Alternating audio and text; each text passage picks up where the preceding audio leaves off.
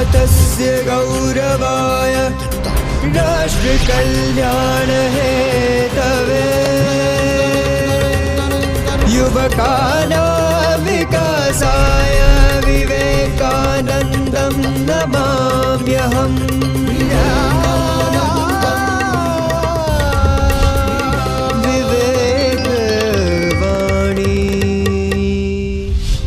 સ્વામી વિવેકાનંદ કહેતા કે નારી બુદ્ધિમતી છે, શક્તિ રૂપિણી છે, જગત જનની અને પાલક શક્તિની જીવંત પ્રતિમા છે। ભારત એક તેજસ્વી રાષ્ટ્ર બને તે માટે જરૂરી છે કે આ ભૂમિની નારી લક્ષ્મી જેવી સુંદર, સરસ્વતી જેવી પાવન અને ભવાની જેવી પરાક્રમી બને। વિવેકથી વિકાસ।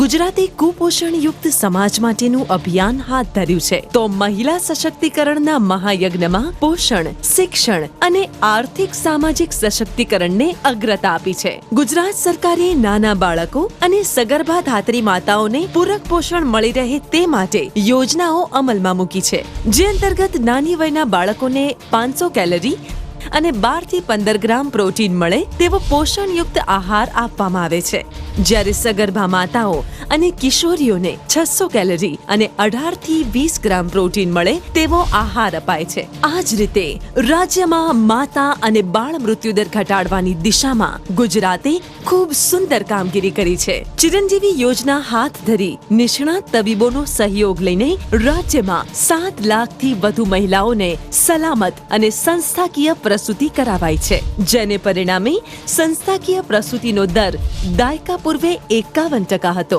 જે વધીને 93% થયો છે।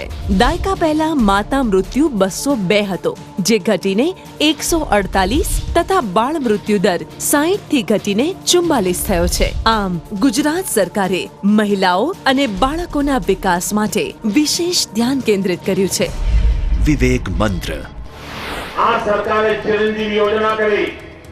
આ ચિરંજીવી યોજના અંતર્ગત ડોક્ટરો સાથે કરાર કર્યા કે ગરીબ સુવાવડી બહેન એની સુવાવડ કરવી હશે તો એ બહેનના સુવાવડનો ખર્ચો ગાંધીનગર તેનો ભાઈ મોકલવા તૈયાર છે, પરંતુ મારી એ બહેન મરવી ન જોઈએ અને ચિરંજીવી યોજના અંતર્ગત એના સુવાવડનો ખર્ચો